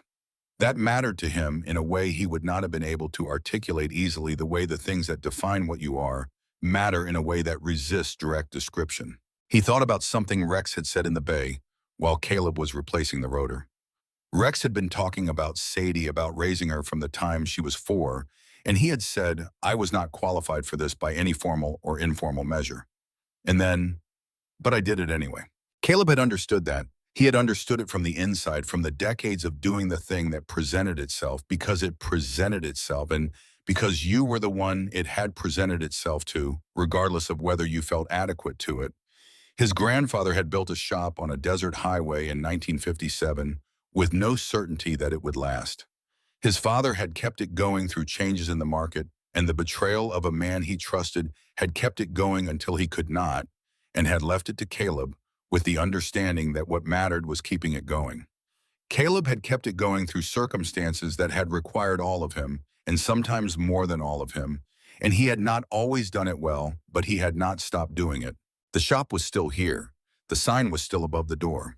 At 4:17, the phone rang. A rider from the Nevada chapter passing through Needles on Interstate 40, needing a tire. He had gotten the shop's number from the chapter contact list that Garrett Hollis had sent out that morning. Come ahead, Caleb said. Bay 1 is open. How long out are you? He listened. That's fine, I'll be here. He hung up the phone and set it on the workbench. He stood behind the workbench for a moment and looked at the shop. Bay 1, the center lift, the tools organized on the pegboard. Bay 2 with its new ballast, the far corner of the shop visible now in steady, even light for the first time since February. The parts room through the open door, 3 years of careful inventory waiting for the work that was coming. The office with the Econoline bench and the wooden table and the clock and the window. The yellow legal pad with 2 pages of handwriting on it. The post-it note on the corner of the register, Dana's handwriting in faded blue pen. Don't forget lunch. You always forget lunch. The ring on the edge of the desk in the office visible through the doorway, catching a small fraction of the afternoon light and returning it. The note under the ring. The sign above the door, visible through the open bay, his grandfather's brushwork, 67 years old and still saying what it said. Caleb thought about what it meant that Rex had left the ring. He had thought about it since he found it on the desk, turning the thought carefully the way you turn a thing that might be fragile. Rex had carried that ring for 20 years. He had said it had gone nowhere. Then he left it in a shop in Needles, California, with a note that said the shop was going somewhere. He was not entirely sure what to do with the ring. It did not feel right to put it away, to set it in a drawer where it would sit in the dark, accumulating the kind of forgotten quality that rings acquire in drawers. And it did not feel right to wear it because it was not his ring and had never been his ring and was always going to be the ring of someone whose name was engraved on the inside in letters that were not his name. But it felt right to have it here, to let it sit on the edge of the desk in the place where Rex had left it, catching whatever light came through the window. He had been given something, he understood this. Not the money, though the money had made the immediate difference that made everything else possible. Not the retainer arrangement, though the retainer arrangement was what the next years of this shop would be built on. What he had been given was harder to name and easier to feel, a man who had come through his door with nothing and had left something that no amount of money corresponded to, and had done it because a long time ago, Caleb had looked at a situation and decided to help without calculating what it would cost him. He had thought about the man at the gas station 100 times over 4 years. He had never expected to be on the other side of it. He picked up a wrench and went to work. Not because the emergency had finally passed, though most of it had passed. Not because everything was resolved, though more was resolved than had seemed possible when he was sitting on the milk crate at midnight looking at the foreclosure notice. Not because the grief was finished, because it was not finished and would not be finished in the way that things are finished. It had simply become part of the structure of how he moved through a day rather than an obstacle to moving through a day at all. But because a rider was on his way down Interstate 40 needing a tire. Because tomorrow there would be more riders. Because the retainer agreement was signed and the shop was safe and the work ahead of him was honest work at a fair price, which was what his grandfather had decided in 1957 was the whole of it, and which had turned out over 67 years and 3 generations to be enough. The fluorescent in Bay 2 held steady. The tools hung where they were supposed to hang. The ring sat on the edge of the desk where Rex Donovan had left it, and outside on Route 66, the traffic moved in both directions, in the ordinary way of a desert highway on a Tuesday afternoon, and the sign above the bay doors said what it had always said in Emmett Briggs's own hand, in letters that had been there since 1957 and were going to stay there. Caleb Briggs was a mechanic in Needles, California, in a shop his grandfather had built, and his father had carried forward, and he had kept going through everything that keeping it going had required. He knew how to do the work. He had known since he was 8 years old. He was going to keep knowing it. He pulled a fresh work order pad from the shelf, wrote the date at the top, and waited for the headlights he could see coming west on Route 66 to turn into his lot. When they did, he was standing in the open bay door ready. The rider who came through the door at 5:11 that evening was not the Nevada chapter man who had called. He had called ahead, it turned out, and told 2 others, and the 2 others had each called 1 more. And by the time the first headlights came off Route 66 and into the Briggs lot, there were 4 of them, 3 from Nevada and 1 from the Barstow chapter, who had been passing through and heard the contact list had gone out and swung by on his way north. Caleb did not say anything about this. He opened Bay 2 and Bay 1 both and put on a pot of coffee and got to work. The Nevada man needed a tire as reported. The Barstow rider had a brake issue Caleb diagnosed in 8 minutes as a contaminated rear caliper. Not the rotor, a common misdiagnosis, and an easy fix with the right parts, which he had. The other 2 Nevada riders had smaller work, a sticking throttle cable on one worn handlebar, grips on the other. By 6:45, all 4 machines were addressed, and the riders were standing in the lot drinking coffee from Dana's pot, not hurrying, talking among themselves in the easy way of people who share a considerable amount of context and do not need to explain the references. Caleb cleaned the bay while they talked. He swept the floor again and wiped down the workbench and returned each tool to its place on the pegboard with the same attention he always gave the work of cleaning up, which was the same attention he gave the work of repair. The attention of someone who understood that the quality of a workspace was not separate from the quality of what was done in it, but was the same thing expressed differently. At 7:20, the last of the four riders started his engine. The others had already left one at a time, pulling onto Route 66 in the direction that suited their routes, the sound of each departure diminishing down the highway until it was gone. This last one, the Nevada man with the new tire, paused before putting on his helmet. "Word's getting around," he said. It was not precisely a compliment and not precisely an observation. It was more like information being delivered. "Tell them to call ahead when they can," Caleb said, "so I know what to have ready." The man nodded once, put on his helmet, and left. Caleb locked up Bay 2, lowered the overhead door on Bay 1, and went into the office. He sat down at the wooden table and looked at the note from Rex and the ring sitting on the edge of the desk. He had looked at both things several times during the afternoon in the brief pauses between tasks, in the way you return to something you have not finished deciding how to feel about. The note said what it said. The ring was there.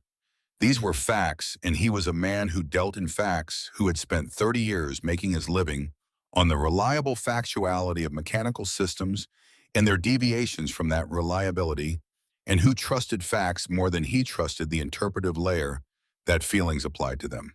But there was something here that was not entirely in the domain of facts, something that had arrived with the morning and had not been there the night before.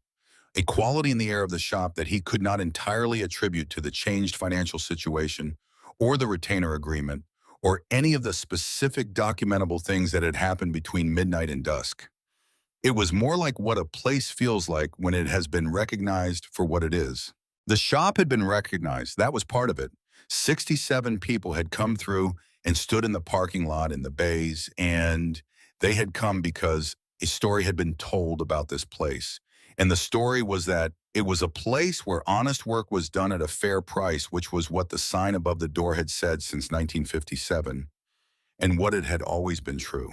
He sat with the note for a few more minutes, then he folded it carefully and put it in the top drawer of the desk, not because he wanted it out of sight, but because he wanted to be deliberate about where it lived, to give it a specific and considered place, rather than leaving it on the surface to be moved and handled until the paper wore along the fold lines. The ring he left on the edge of the desk. He locked the office. He checked the bay doors.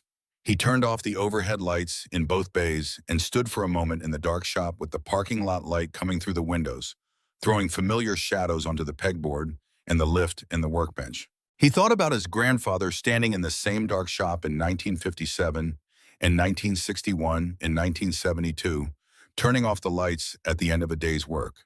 He thought about his father doing the same for 30 years, and the particular quality of what it felt like to be the person who turned off the lights in a place you had built or kept the small private act of completion that ends a day of work and begins the next.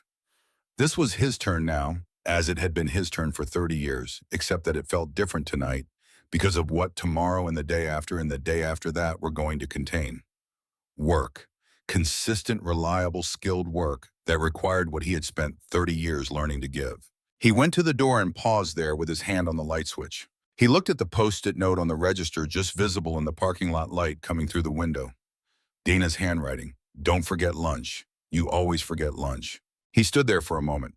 Tomorrow he was going to remember to eat lunch. It was a small intention, the kind that does not require ceremony, but he held it for a moment as a specific and deliberate thing before he let it join the other intentions of the morning ahead.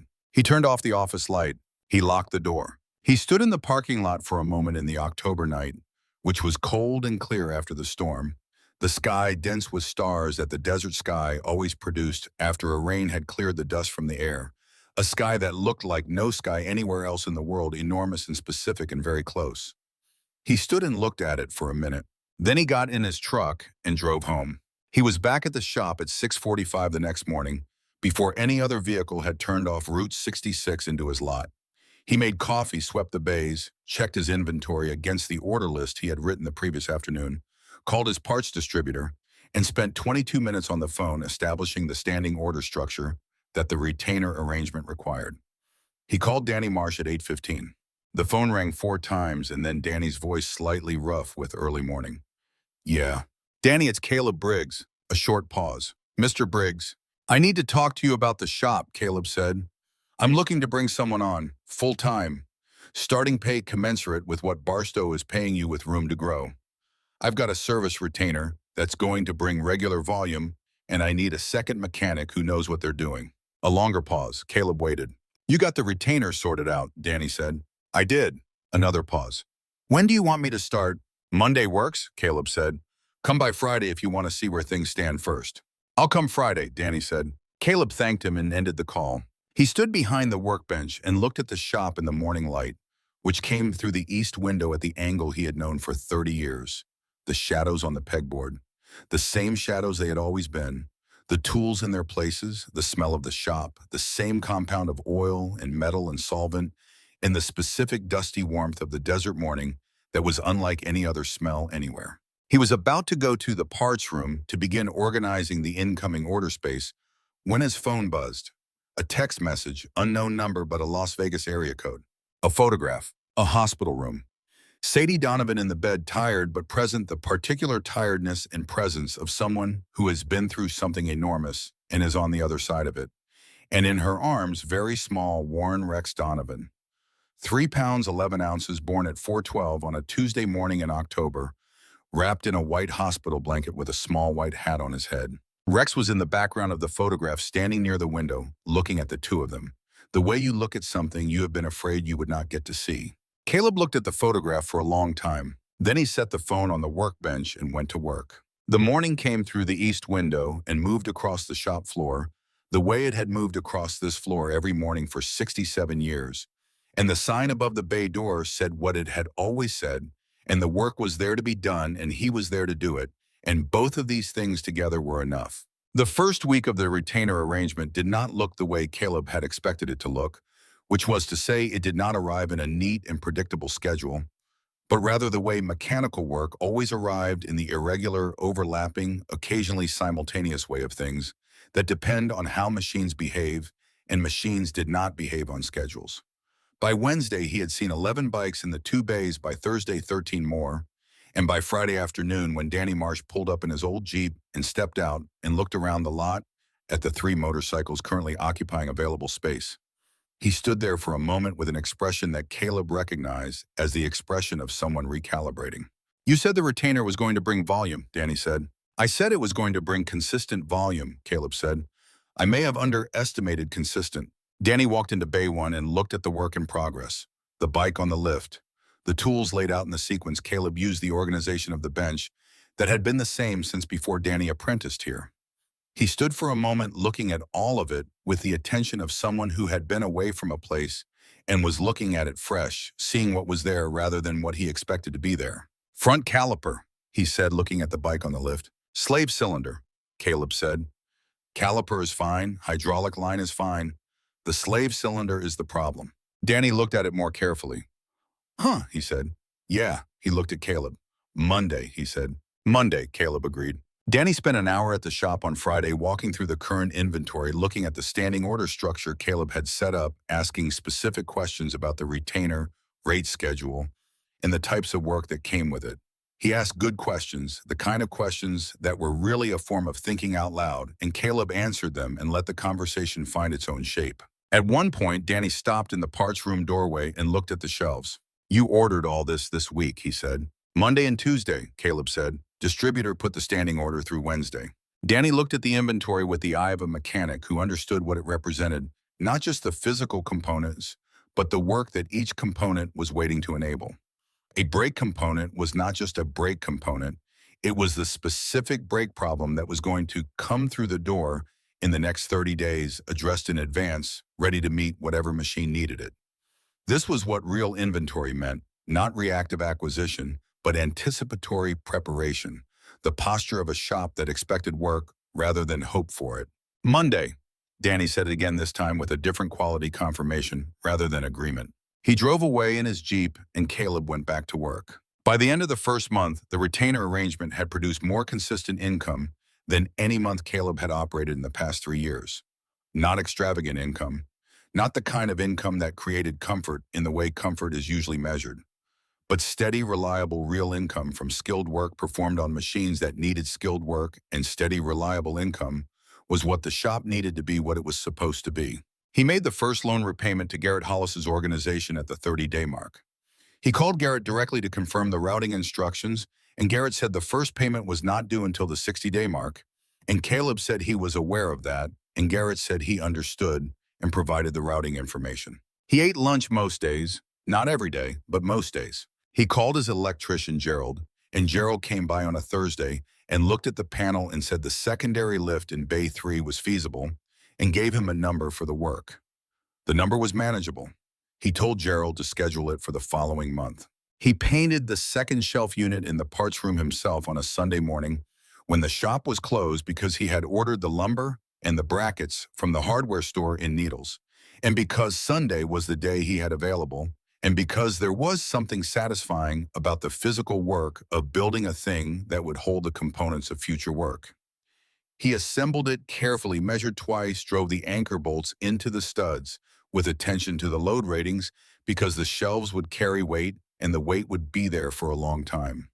When he was done, he stood back and looked at it, and it was straight and solid and properly attached, and he was satisfied with it. He put the ring from the desk on the shelf in the parts room between a row of oil filter boxes and the wall where it caught a small amount of the light from the new fluorescent. He moved it there because the office desk was not quite the right place. The ring kept catching his eye, and the desk was where he worked, and he wanted the ring to live somewhere in the shop proper, somewhere in the building that his grandfather had made, and that the ring was now somehow a part of. He was not entirely sure he could explain this decision to someone else. He did not try. The note he kept in the desk drawer where he had put it the first night. In the middle of the second month on a Wednesday afternoon, his phone produced a text from the Las Vegas area code, the same one that had sent the photograph. A second photograph this time. Warren Rex Donovan, 1 month old, no longer in the hospital at home, now in the small apartment in Las Vegas with the plant on the windowsill that Sadie had kept alive for more than a year. In this photograph, Sadie was sitting cross-legged on the couch and the baby was in her lap, and she was looking at him with the particular expression that people have when they are looking at something they cannot entirely account for, the expression of encountering something that exceeds the framework you prepared for it. Warren was awake in this photograph, his eyes open and unfocused, in the way of very young infants looking at nothing and everything. Rex was not in this photograph. Caleb looked at it for a while, then he set the phone on the bench and went back to work. He thought about what Rex had said in the bay working on the rotor. She looked at me the way she used to look at me when she was small, like I was the answer to something. I had forgotten that she used to look at me that way. He thought Sadie's expression in the photograph was similar to the expression Rex had described, the expression of someone looking at something that is for them the answer to something. Warren Rex Donovan, 1 month old with no framework yet for anything, looked back at his mother from the couch in the Las Vegas apartment and held all the unfocused openness of a person at the very beginning of their encounter with the world. Caleb thought about beginnings. He thought about Emmett Briggs in 1957, starting something. He thought about Ray Briggs in 1981, carrying something forward. He thought about himself at 22 picking up a wrench in this shop, as though picking up a baton, as though the relay was the point and the runner was only the instrument of the passing. He thought Warren Rex Donovan is going to ride a motorcycle someday. Rex will bring him here. The boy will be 7 or 8 years old, the age when the scale of a machine becomes comprehensible and exciting, rather than merely overwhelming. And Rex will be standing in the parking lot where 67 motorcycles once stood on a Tuesday morning in October. And the boy will look at the sign above the bay door, and Caleb will be there, and the shop will be there, and the work will be there, and that day will be ordinary in the best possible way. He thought, I will be here. He picked up a wrench. He went to work. There were days in the weeks that followed when the work was quiet and the shop was still, and the October afternoon settled into the particular deep silence of the desert at rest. And on those days, Caleb sometimes stood at the workbench without doing anything specific, just standing in the place that had been his family's for 67 years, feeling the weight of the floor under his boots and the tools on the pegboard and the light through the windows and all the particular texture of a place that had been inhabited and used and cared for and fought for and kept. He did not stand there for long. There was always work to return to, always the next task that required the particular quality of attention that he had spent 30 years learning to give. But the standing happened briefly and without apology because some things deserve a moment of simple recognition before you pick up the wrench and get back to them. The ring sat on the parts room shelf between the oil filter boxes and the wall. The notes sat in the desk drawer in the office. Dana's mug sat on the shelf above the coffee pot, world's okayest mechanic, in chipped blue letters waiting for the next cup. The sign above the door said what it had always said.